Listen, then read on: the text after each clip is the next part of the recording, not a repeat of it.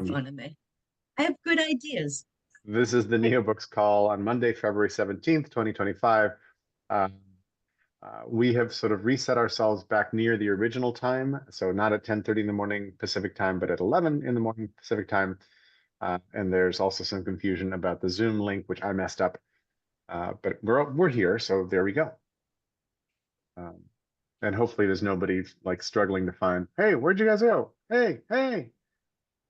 When we discussed the time change at the last FJB, I thought it would be in an hour. So thank God you sent that email. Cool. And Jose, you wrote back that Zoom was asking for a password. Is that true? But you're here. So how did you get through? I then went and saw the email that came in because I was going off of the calendar. Gotcha. Great. Okay, good. Cool. So I can archive that email. I'm just checking my email in case anybody else is like, hey, where are you guys? It is my intention to do a bunch of work on NeoBookie writing soon now, but I didn't get it done by right now. So I don't have a progress report of my own to report, but I'm interested in where we are and what steps did we leave on the table last time to make a small experiment that will work.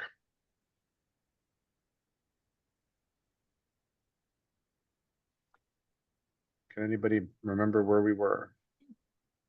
Well, I think I remember leaving you with access to my list of what I called use cases or, formula for what I was trying to build and saying, oh, this seems to be more neo-bookish and seems to be more unique to hyper knowledge, but where's exactly the boundary? That was something I thought we should discuss. Jose said I think you did also do a work of here's how you saw the use cases, or did you do that or not? Trying to remember. Lost track. Not so much as use cases, but I had done the spreadsheet where I was kind of trying to build a worldview, sort of a basic worldview model by which certain things were operating. So my idea for the structure of NeoBooks data was to build a bit of a foundational set of beliefs that led to supporting a certain set of beliefs so that we can have sort of a framing model that says, well, we believe in empirical and here's some empirical evidence. And so this is the best that we know about this thing. And so this statement connects with that, goes back to believing in empirical information as a a generic little example. And I know that Jerry and I we don't want to be like writing something and then going like, okay, let me go build a whole empirical evidence chain for that. But I think there is that two things. One, that building such a framework as a foundation would be what I would be interested in doing as far as having a foundation at all for what we're writing, and two, that that AI would assist us in being able to maintain some of that framing, not necessarily to create the framing, but that as we write things, we'd be able to like, okay, where does this fit in the framing? Oh, it doesn't fit in the framing. Okay. Or it does, but let me show you how. And it's like, yeah, I don't think so. But at the very least, we've got some assistance in building an architecture of framing and then maintaining that architecture of framing. Also, and I don't think you were privy to these conversations, so Marc-Antoine, so if I'm over repeating myself, please stop me. No, I haven't, and I don't think I've seen that spreadsheet. Just flagging this. Okay, I think I've shared it at least once when you were around, but It maybe rings not. a bell for me, and I'm not finding it in my notes yet, but that doesn't mean I don't have it added to my brain. So keep going. Is it Um, possible you have it on Jax's, that she included it on her, in her notes? Because she had started working off of Jose's and tried to blend, That is if I remember. possible. I think it's called NeoBooks Planning Map. Something like that. Is that right? No, but that, gosh. Okay. No, that's 2020. That's 2024. That's old. Actually, that's December of 2024. Yeah, But so it might actually be it. Let me open it and see if it fits the description that you're talking about. I think it might. Let me just copy the link into our chat and see if this checks out. There. Is that the right one? No, Shoot. that's a little different. Yeah. Okay. I'll find it and I'll share it in a second. I'm not as Thank you. good as you guys as multitasking. I'll just sort of finish my thoughts. Otherwise I'll lose those two. And then we'll have lost everything and then we don't know where to start. Oh my Um, God. so that was kind of the focus that I had, was on having a foundational place to start. And then the more we've talked, the more I've realized that that still resonates for me, but that the real focus is in figuring out how to have an interplay between what we write and that relationship with those tools, that tool, um, and and as a way to help the authors say, well, but you said that you're sticking with this as the frame, so what's going on here? This doesn't sort of match that frame, and then, oh no, but yeah, there's this actual thing as well. Okay, then let's add that to the frame and then make sure that the frame remains consistent as you continue to author things, and that those things are framed, that everything I'm writing is linked back to that framing, and that as we start to write stuff together, meaning I don't know that it's about so much about us working as a group on something, like we're all writing the same thing kind of thing, but um, that because we can expose our framing and our writing as a model of what we're doing, that it doesn't exist absent, one doesn't exist absent the other, that the relationship between those two things are explicit, and that as others write their stuff, that their relationship to their stuff is explicit, that stuff now starts to cross-pollinate, that we start to find, oh, I see, so you're framing it this way, I'm framing it that way, and let's have a conversation about that. Maybe there's an issue with that. Anyway, that's kind of what's been emerging for me, is that that realization that we then need to then have good conversations, kind of not a priori, but after the fact, going in and saying, let's have these conversations from that perspective. So, Okay, Mark and Tom, then I'd like to go after Mark and Tom. Right. okay, very interesting. I just want to check that I understood a few things right. When you say write together, you mean write a book together as opposed to writing the tool together, I'm pretty sure. And when you speak of framing, it's pretty much as I meant it, that is a frame to understand the underlying pattern of what is written about and how we're seeing it and so on. In which case, I find it fascinating that you're speaking about starting with the frame, because I would start, like for me, I'm looking always at emerging ideas in which you discover the frame a posteriori, but you're absolutely right. Both are possible. this is not a criticism. This is, oh yeah, I didn't, I didn't even see it that way. And yes, I agree that checking when you've gotten out of the frame in your writing is a perfectly valid use of AI, because it doesn't mean that it's wrong. Maybe it means that the frame is too restrictive, um, but it can mean that am I even aware I'm doing this? And that is closer to um, the cases I was interested in. So the interaction between text and frame sounds really good. Do you see the interaction being explicit in the text representation? I see the ability to both extract from the framing into the writing that relationship. And so by that I mean, let's say that I've built a framing structure that goes back to whomever, right? I've got years of stuff framing that I've been building, and now all of a sudden I'm writing something.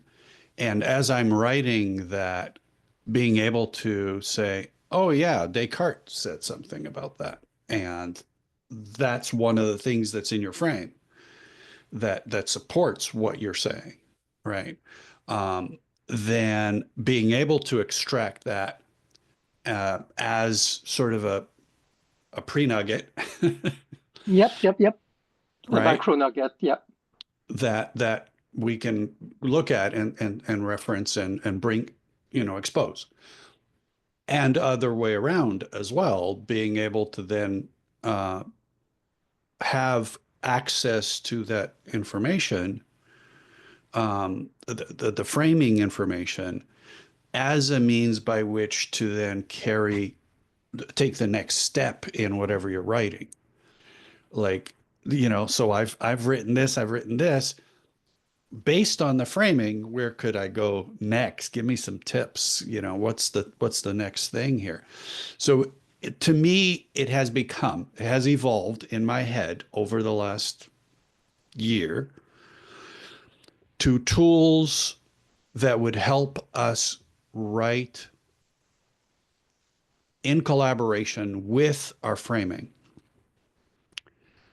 and that then could help us unite framing with one another so that we could help write together better, together independently, but together. and then to have tools that help integrate that framing into the writing, to expose the framing and expose the consistencies of the framing to the audience. And Okay, I know thanks. Jerry really wants to jump in. Yeah, Go ahead, that's very Mark-Antoine, close finish to your my thought. thinking. Thanks. No, that's it. Close to my thinking, and I want to talk more about how it will show up. But these are details. We are aligned on Cool. goal here. Cool. All right, I think I'm aligned. I just want to sort of make things explicit and ask a couple questions. I think it's nuggets all the way down. I think that every bit of what you're calling maybe pre-nuggets or micro, they're just nuggets because they go down into the foundation and framing of why everything is what it is, or why we're making assertions.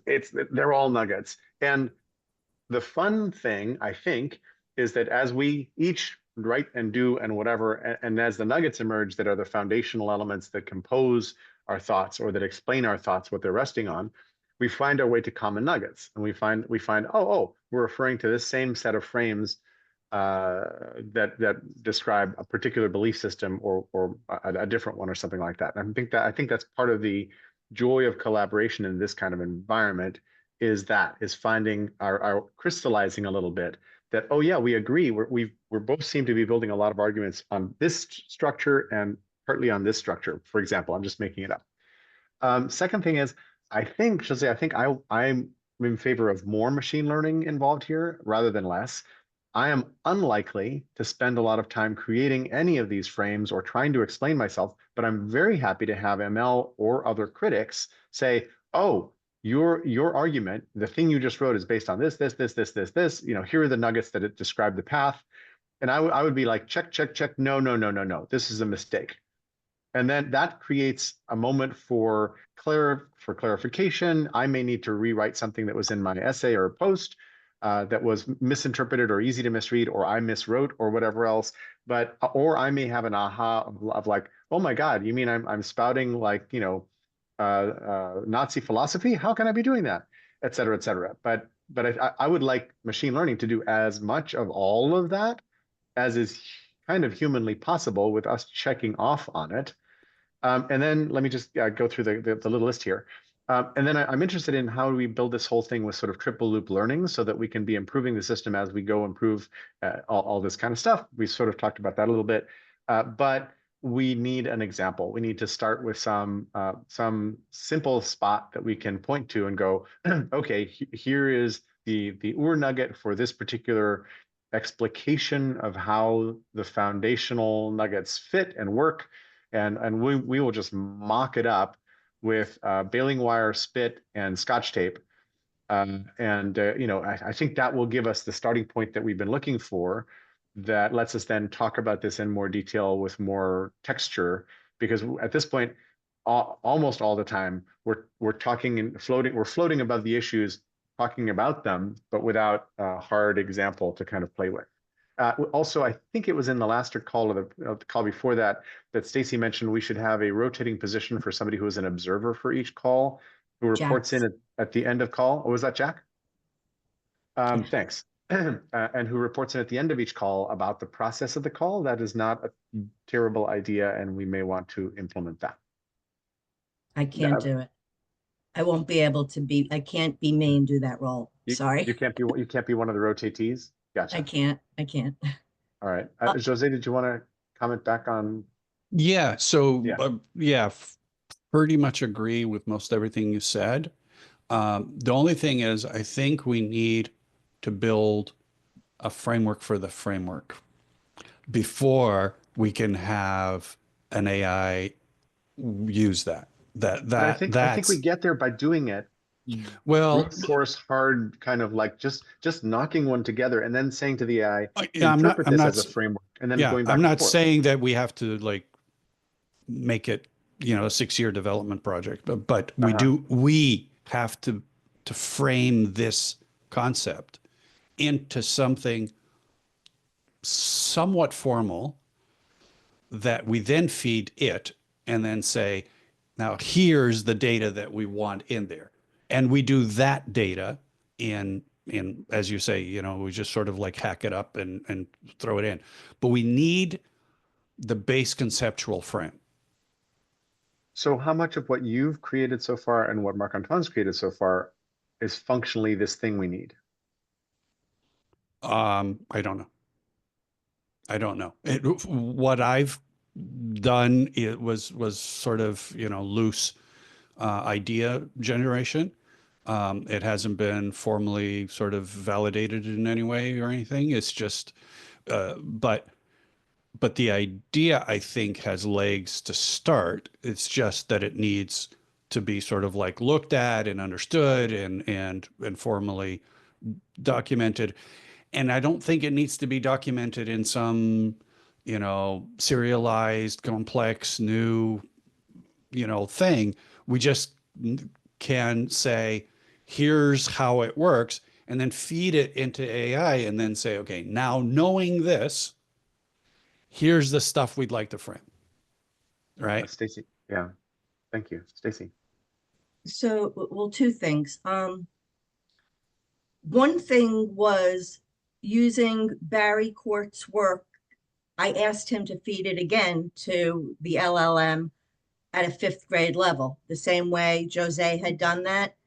And that was super helpful. It sparked something in me. At the same time, Jack had been on a call and he heard me talking and he was like, oh, Dave Snowden, you should look at his work. And those two things came together and gave me the language I needed for the document that I put so I'm coming from the opposite end, hoping that I'm going to meet you in the middle, because I'm starting with the discussions and the social part. I had finally met somebody that liked the idea I had for creating the directions for a board game of how we would live in a game B kind of world.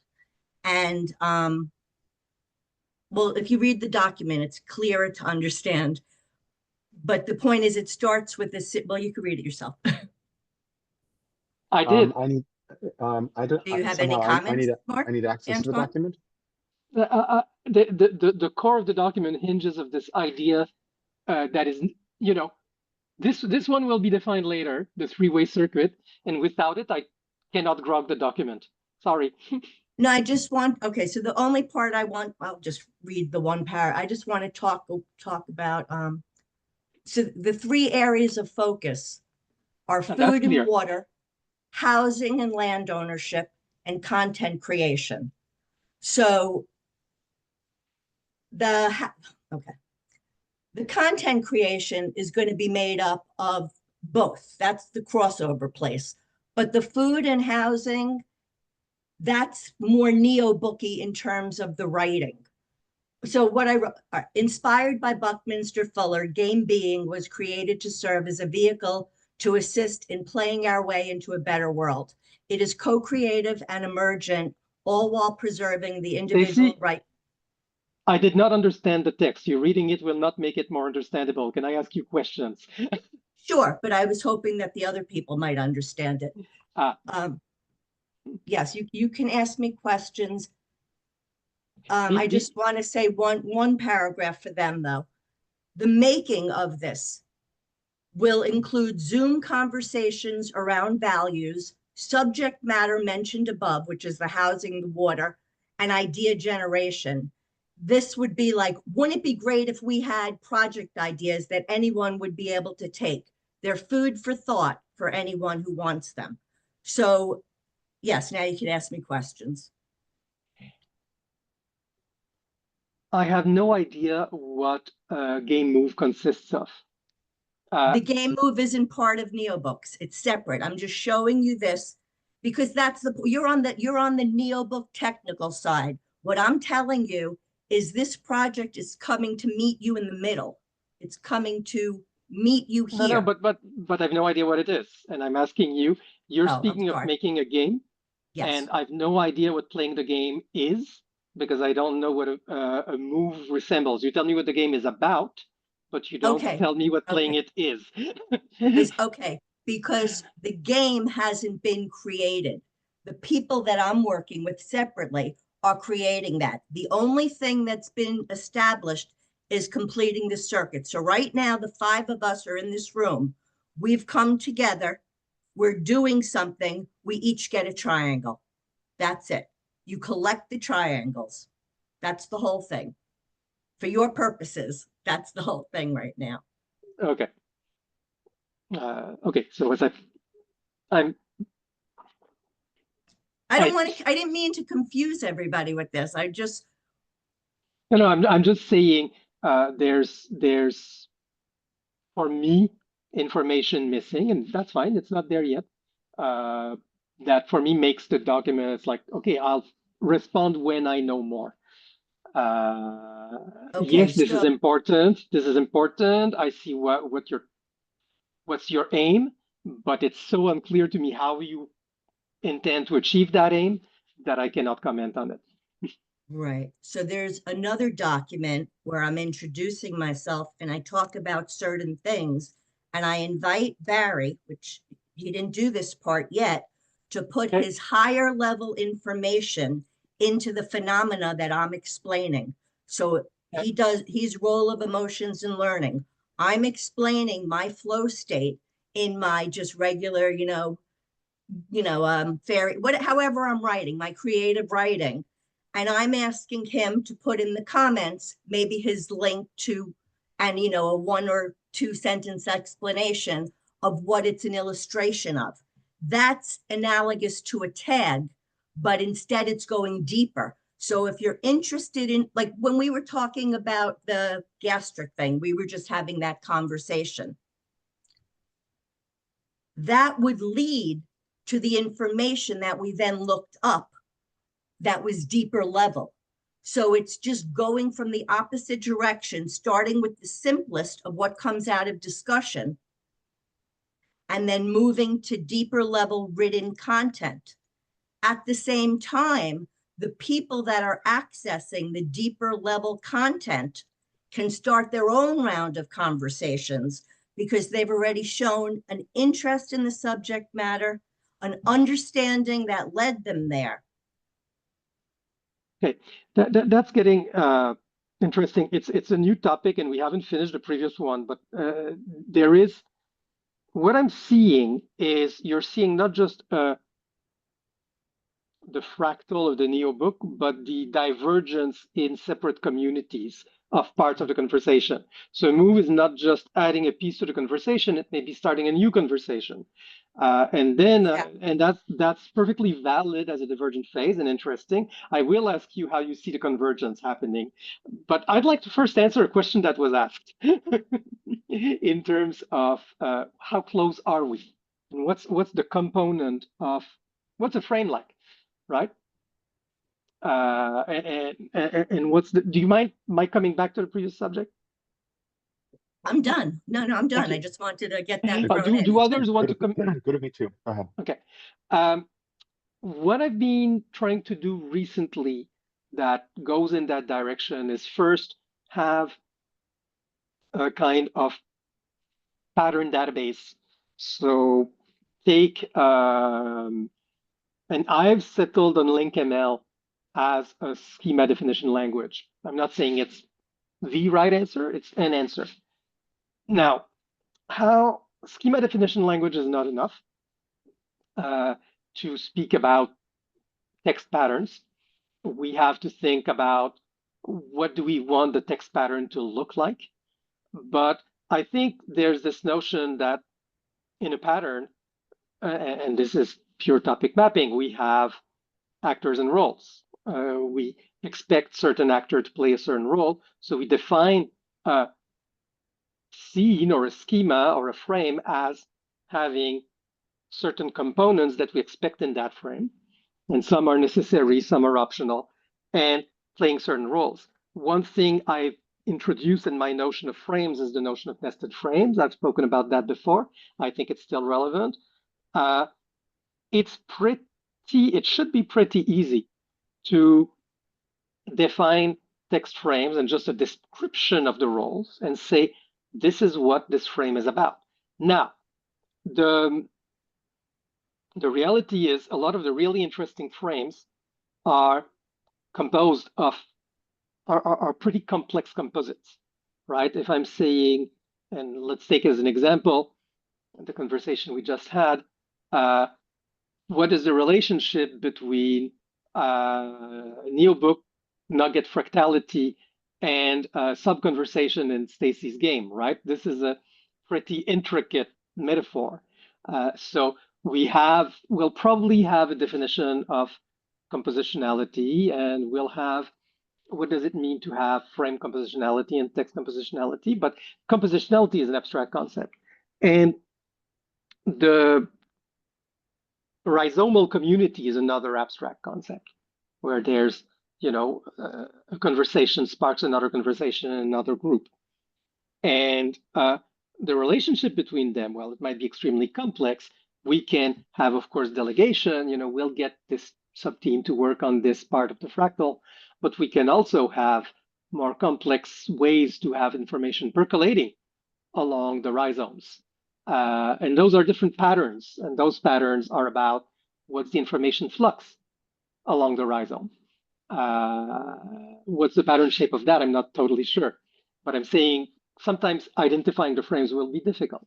And for me, that's part of the play. Like, often we won't have the frame ready made in the library and we'll have to create it.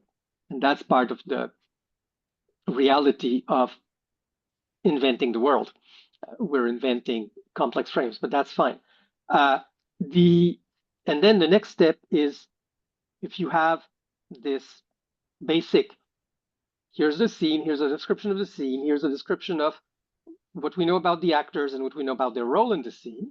And this is really almost a theater metaphor. Then you have the more simple act of identifying the actors, which can be concepts, not necessarily people, right? Can be concept, can be entities, can be whatever. But identifying the actors in the text and saying, oh, this bit of text happens to be interpretable through this scene, and then, this stretch of text represents this actor playing this role, and this stretch of text represents this actor playing this role, this stretch of text represents this actor playing this role. And the whole paragraph or whatever the unit is enacts that scene, among others. Of course, there may be multiple reading of a piece of text. But do we need more than that? Than this theater metaphor? I don't know. I think, another thing also that's very important is kind of counterfactuals. Oh, if this actor is involved, it's probably not this scene, it should be that scene instead. And that has to be part of the scene definition. This scene works unless this, and then otherwise it's that scene. I think exceptions are important in the how to define a frame. Do we need more than that? That's my basic vision of what a pattern is. And we can go and look into the pattern literature, forces and, of course, examples are part of the scene and references and all that. But for me, that's the core of what a frame needs. Description of the scene as a whole, description of the actors and roles. And probably exceptions as well, and sub frames that you expect to see, whether they're optional and whether in some cases, can it be the case that the same actor can play those two roles or not? There's a lot of minutiae about this, but this is the core. Jose, do you agree with any of that, or does it fit with how you were describing patterns? No. Great. That was the briefest answer ever. Can't get briefer than that. We may have something productive there. I understand what you're saying, I think to some degree, possibly not fully. But I think it's really bound to the concepts in RDF, which are really about describing sort of sentence for sentence. And describing sort of like, okay, this means this. And I think it worked,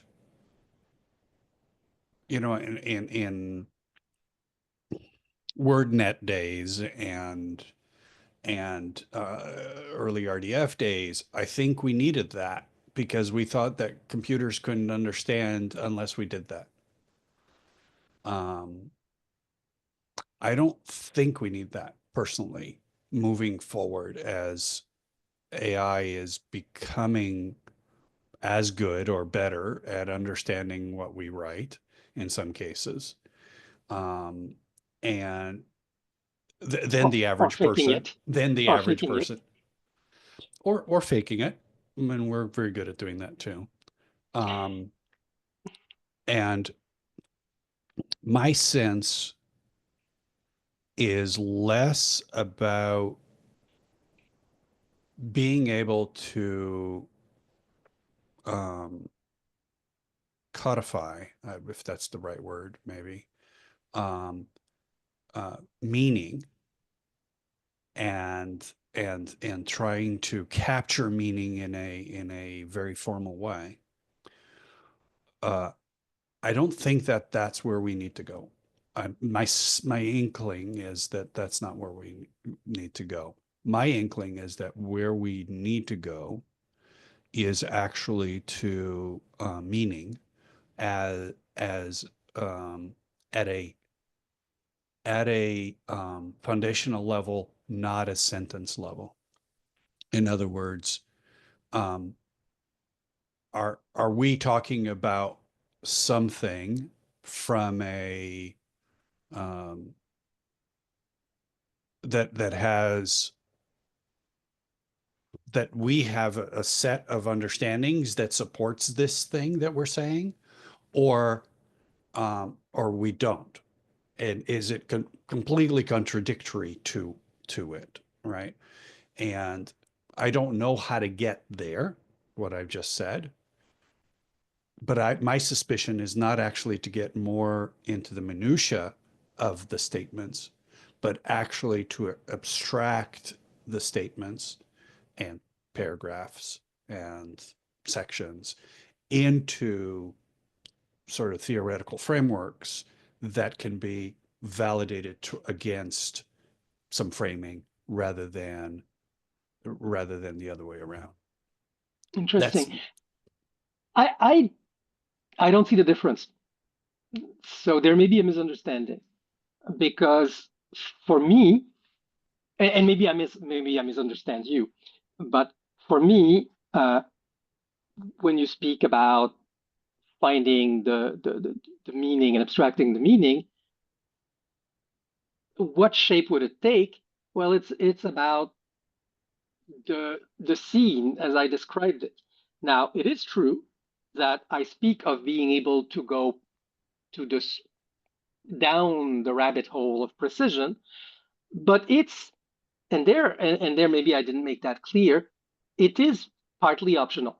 Like I speak about often about progressive formalization, and maybe I didn't repeat it in this case, but sometimes you can just say, oh, it's overall this frame, and we'll only define the subframe if we have to, if we feel it necessary. I do think that we're talking about naming the concept and describing the concept. For me, what describes a concept is describing, yeah, it's when I speak about actors and roles, it's true. I'm talking about describing the parts and how they make the whole, how they interact to make the whole. Maybe that's something that you could say that you'd like to describe the concept without describing the parts, in which case I want to hear more about how you want to do that. Because for me, understanding a pattern is understanding the interaction of part and whole. You know, not reductionist, but both reductionist and wholeness and how they connect. But I don't see it happening without naming the parts. Maybe you see something I don't there, but here I don't know. I'm putting words in your mouth. I have no clue. But what you mean by describing the concept that does not fit what I'm describing, I don't see it. Yeah, I don't know the answer to how do we square that circle, because I understand what you mean as far like if I read a sentence, I know what that sentence means. If you read a sentence, you know what that sentence means. Your perception of what that sentence means. I was going to say, but okay, good. Right. Right. And sometimes it's consistent and sometimes it's inconsistent. Correct. The way that we understand that sentence better isn't necessarily by deconstructing it into its RDF components and then going and arguing each point, but by in my sense is to define, well, the intent of this sentence is this, and I can then describe the intent or the overarching or the underlying support for it and arrive at meaning as a whole rather than meaning as a constituent part, as the makeup of the constituent parts. Okay, first, you say many times RDF decomposition. Am I arguing for that?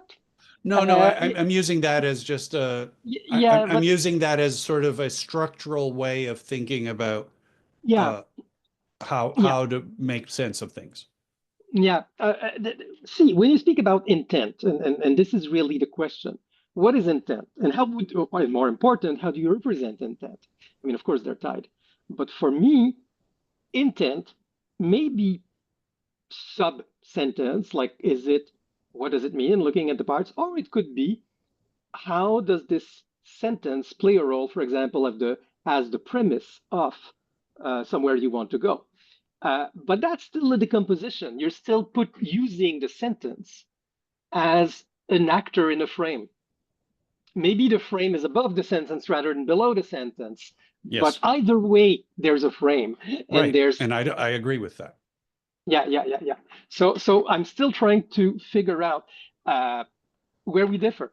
Like the question, and when I said, you can identify the entities, maybe the entities you'll start by very high level entity like the sentence itself because it's a premise of something else. I'm fine with that. Maybe you'll look at a superstructure rather than a substructure. I'm fine with that.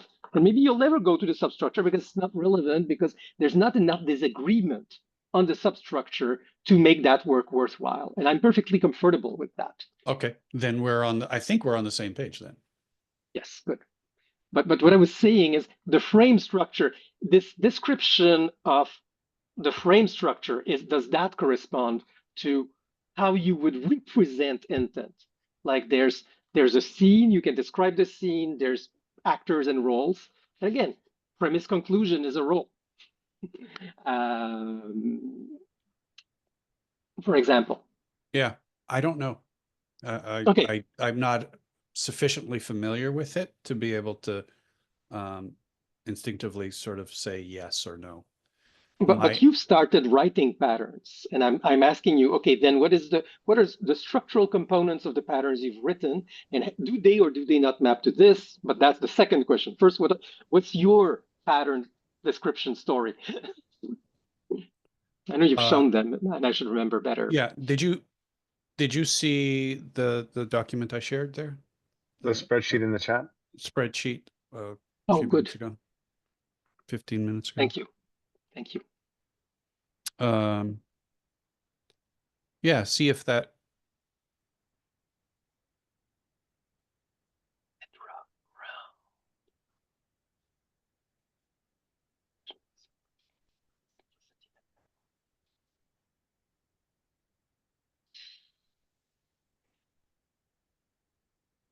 So those are those patterns? Are those frames? So a row would be a frame? I think a frame is, yeah, a row would be a frame, yes. A row would be a frame or a column? I think a column is a layer. Interesting. I'll need to read that. Thank you. I've never seen this before, I'm sure. I'll definitely want to get into it. That sounds fascinating. You definitely don't do actor decomposition, but you do a lot of stuff that's extremely useful and important. I'll want to think more about this. Thank you. And Jose, in the spreadsheet, you've got things numbered sequentially. Are these numbers hard? Like, does holistic interconnectedness happen above evolutionary theory, which happens above continuity of life and homeostasis and ecosystem balance? And is that true for each of the sets? So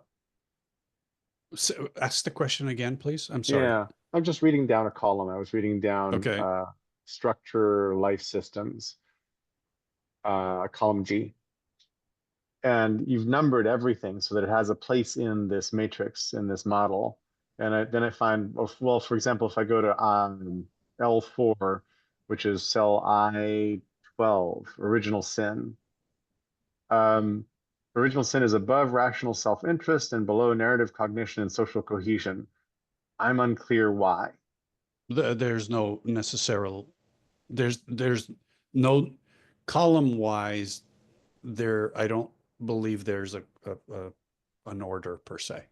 Ah, okay, because I'm seeing L1, L2, L3, and it looks like an ordering. It looks like a very intentional ordering that should not be broken very much, as opposed to just a collection of things. It's, I think, more a collection of things. There may be some ordering to it, but I think the ordering is progression to the right, pardon me, rather than coming down. Oh, okay. So, and then I'm curious, why is the column I think it's K, that's decor. Why is that so much longer if rows are frames? Why are there frames with only decor?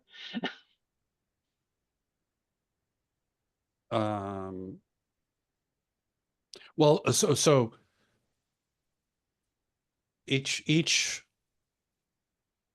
of them, it's been what, a year since I wrote this? I can't remember. Mhm. Um, so my recollection of how I did this, and I haven't really revisited it since, was to try to build sort of foundational pieces to how we look. And so I my background is architecture, so I kind of looked as architecture as a foundation, as a way to think about this, right? So each piece is nested inside the other piece, right? So decor, like how do we decorate a room, is sitting inside the living area, which is sitting inside of the structure, which is sitting inside of the foundation, on top of the foundation, which is on top or inside the ground, which is on top of the bedrock. So each element supports the next element. I was reading And, this chart all ass backwards, so thanks for explaining that.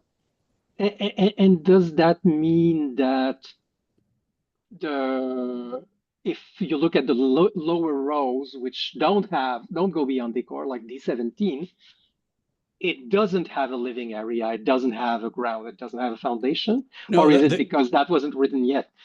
the support, it may be that it wasn't written yet because it's not supported by. You see there the supported by Yeah, um, uh, pieces. So I may not have completed that piece, yeah, um, and therefore don't have the supported by. But where there is a supported by, it's trying to build that relationship backwards to the foundation, got it. to the ground, to the And I see bedrock. column K in a way is hierarchical, right? One life and then many aspects of one Yeah, life, two sides, three stories, four facts, five. this is the book I want to write. We're writing this book as we speak. The core is the book we're writing, Serving Life. It's being written offline. I mean, offline, not in this document. Um, Okay, and so just I grabbed pieces of it, the sort of rough outlines of what we were talking about, and kind of brought them in and said, okay, well, what would be the supporting elements that would have to be true in order for these statements to be true? And are they coherent with this whole worldview that we have as a system of understanding? And if I were to make an assertion, should it be able to be mapped down into each of these layers? So if I make an assertion, assume good intent, which is my favorite example nugget, Right. it should be groundable Yes. in a series of blocks here, correct? Yes. Assuming those and blocks have sufficient data to support that, but yes. I and mean, not not necessarily in every the same block is row, there. Right. and And not not necessarily necessarily the same row. got it. Right. So I'm having, yeah. So, I don't so know. I don't know how assume good intent connects to most of these, and I don't know how to find my way to the ones that it does connect to, because I would have to learn all these blocks, kind of memorize them in order to begin mapping any statement I make into this foundational and, model. and this is where I was saying that if such a model were to pre-exist as a definition to AI, okay, if So this this becomes a corpus you feed AI to do the mapping. to do the mapping, to do okay, I believe ABC. big picture. Like I believe that religion is the thing. And then I go, what supports? Well, none of these things support that. Right? None of these things say that the God in heaven is the one that's going to make sense of the world. Where is religion in here, by the way?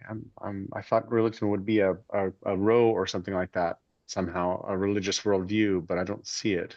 That worldview isn't here. That's what I'm saying.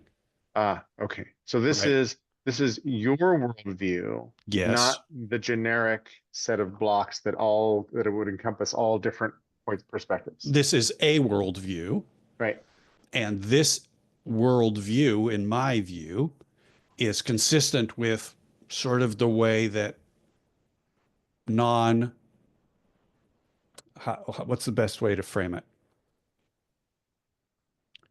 Consistent with a secular view of life.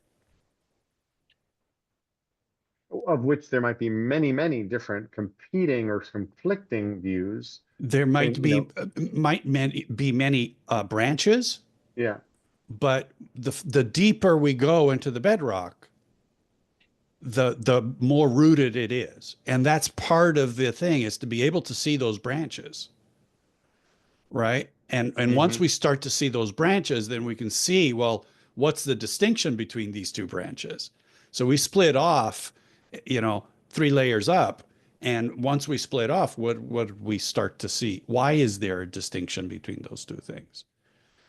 And that's the conversation that I think is really important to have. I'm not suggesting by any stretch of the imagination that this is the contents of everything that we need to have.